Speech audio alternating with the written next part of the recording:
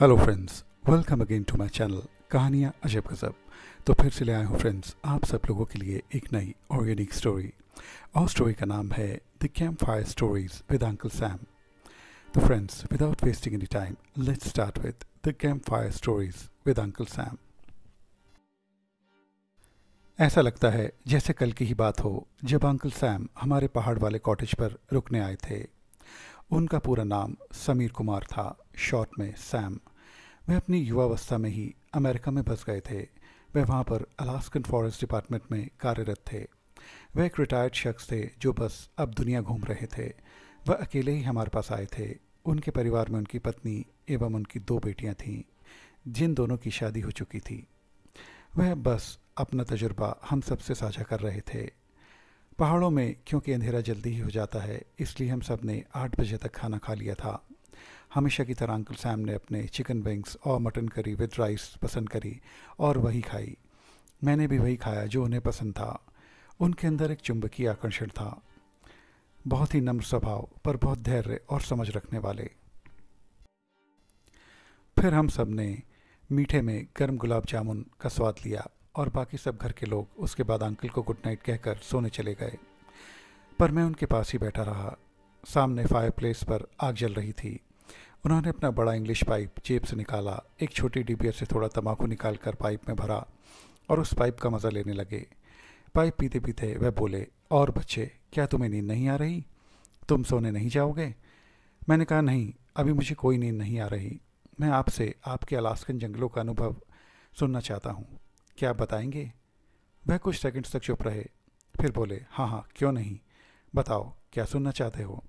बताइए कुछ बिगफुट यानी हेममानव के बारे में। बिगफुट का नाम सुनते ही उनके चेहरे पर थोड़ी मुस्कुराहट आई। फिर वह बोले, ठीक है, पहले ये बड़ी जलती बत्ती बंद कर दो और बस इस फायरप्लेस की रोशनी को ही होने दो। मैं इसकी रोशनी में ही तुम्हें बिगफुट की कहानी सुनाऊंगा। मैंने तुरंत बत्ती बंद कर दी।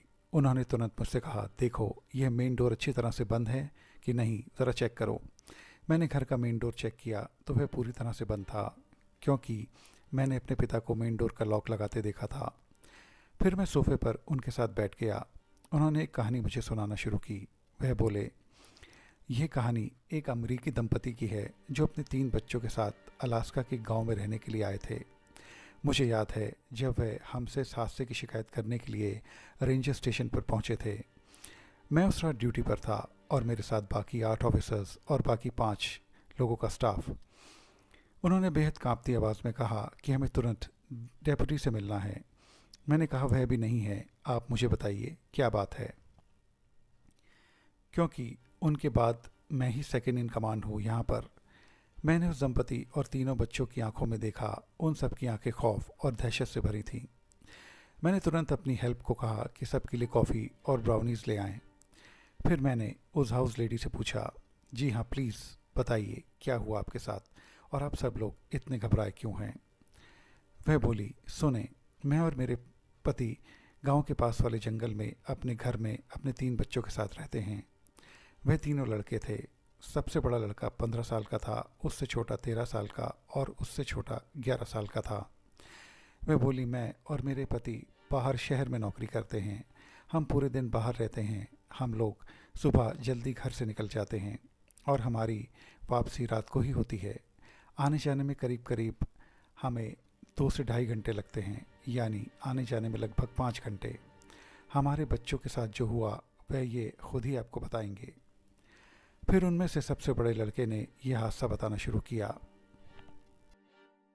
उसने कहा, सर, हम आज तीनों अपने घर के आंगन में खेल रहे थे। लगभग दोपहर का समय था और ठंड की वजह से हम सब ने थोड़ी धूप में खेलने का निर्णय लिया था। खेलते खेलते हमें एक औरत की बेहद दर्दनाक, दर्द भरी चीख सुनाई दी। हम तीनों कुछ देर तक आंगन में खड़े रहे और हिले भी नहीं।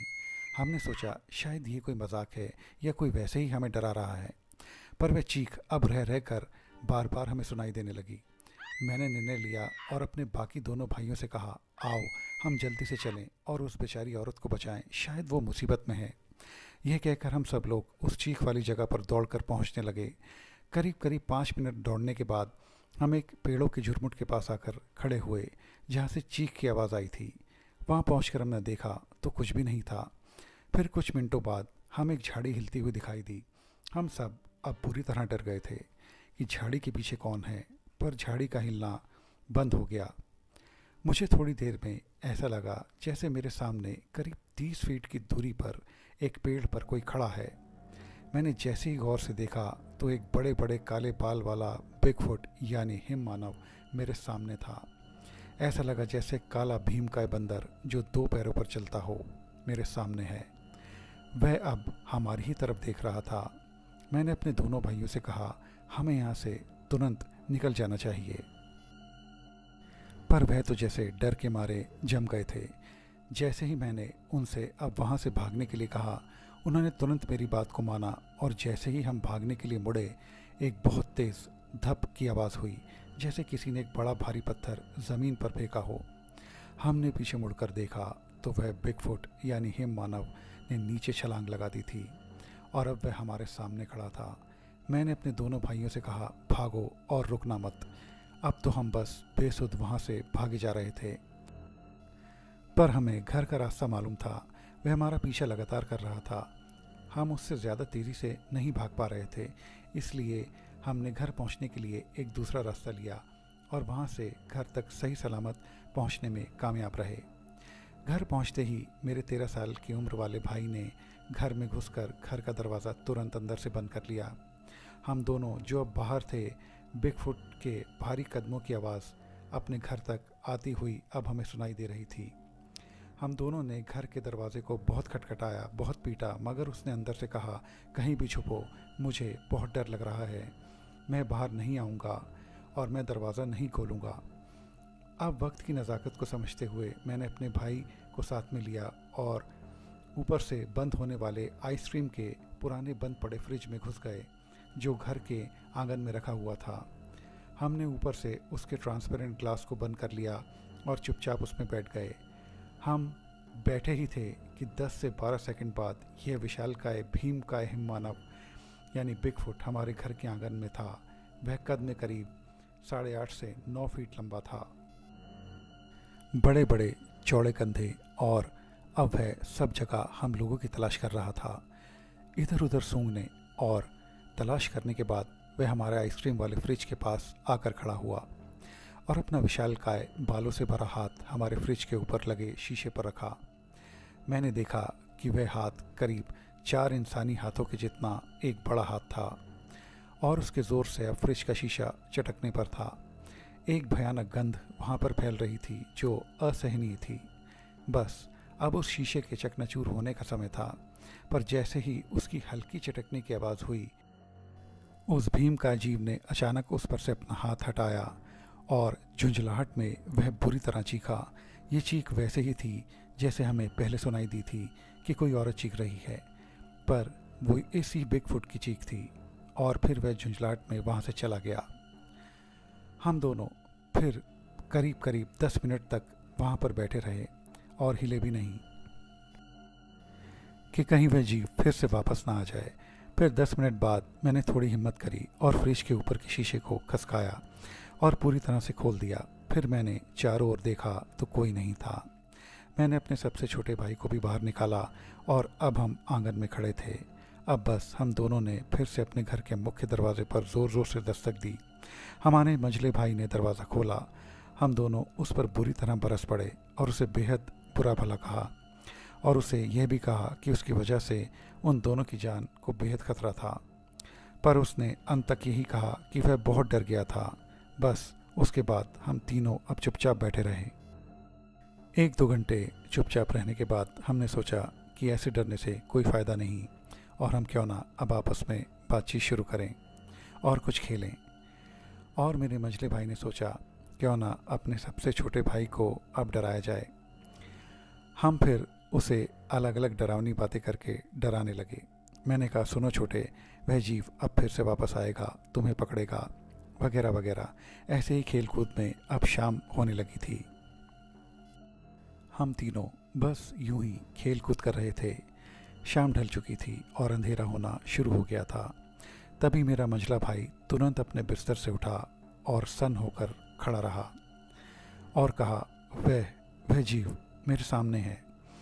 अब हमने सोचा कि वो हमें उल्लू बना रहा है और हम हंसने लगे, पर उसके चेहरे के भाव देखकर हम भी खड़े हुए और जब हम दोनों ने देखा तो सच में वह जीव अब हमारे घर की खिड़की पर था। वह इतना चौड़ा था कि उसने हमारे घर की आधे से ज़्यादा खिड़की को घेर लिया था। अब तो बस हम चिल्लाकर वहाँ से दूसरे कमरे में भागे। वहाँ पहुंचकर हमें लगा कि वह उसी कमरे के बाहर अब मंडराने लगा है और थोड़ी देर तक उन भारी कदमों की आवाज़ें आती रहीं और फिर एक धमाके की आवाज़ के साथ उस जीव ने एक घूंसे में उस कमरे की दीवार को तोड़ दिया। अब तो हम तीनों बस चिल्लाकर बाहर दौड़ पड़े। तभी हमने देखा कि हमारे माता पिता उस बड़े वैगन वाली गाड़ी में घर पहुंच गए हैं। हम तुरंत उनके गले लगे और उनको सारा किस्सा सुनाया। मेरे पिता ने अपनी रिवॉल्वर गाड़ी से निकाली और पूरे घर का मुआयना किया, पर उस टूटी दीवार के अलावा उन्हें कुछ नहीं मिला। बस उसके बाद हम सब लोग घर को लॉक करके यहाँ आ गए हैं। कोई बात नहीं प्यारे बच्चों, तुम में अक्लमंदी और साहस दोनों है। मैं कल सुबह और ऑफिसर्स के साथ तुम्हारे घर को इंस्पेक्ट करूँगा। मैं अगले दिन उस दंपति के साथ और कुछ ऑफिसर्स को लेकर उनके घर पहुँचा। मैंने बहुत जांच पड़ताल करी। यह तो पक्का था कि वह दीवार बिगफुट ने यानी हिम मानव ने तोड़ी थी, पर मुझे और सबूत भी चाहिए थे। जब मैं वहाँ से उस घर के पीछे जंगल की तरफ गया तो मुझे बड़े बड़े पैरों के निशान दिखाई दिए जो निश्चित ही हिम मानव यानी बिगफुट के थे। तो फ्रेंड्स, ये थी कहानी अंकल सैम की कैंप फायर कहानियाँ, the attack of the Bigfoot यानी हिम मानव का हमला। ये स्टोरी आपको कैसी लगी प्लीज़ कमेंट करके ज़रूर बताएं। मेरे चैनल को लाइक, शेयर और सब्सक्राइब ज़रूर करें और बेल आइकन प्रेस करना भी ना भूलें। फ्रेंड्स, अब आप महज सब्सक्राइबर्स नहीं फैमिली हैं, तो देखते रहिए कहानियाँ अजब गजब स्टोरीज सोएवर। तो मिलते हैं आप सब लोगों से मेरे अगले इंटरेस्टिंग वीडियो में। तब तक के लिए बाय बाय।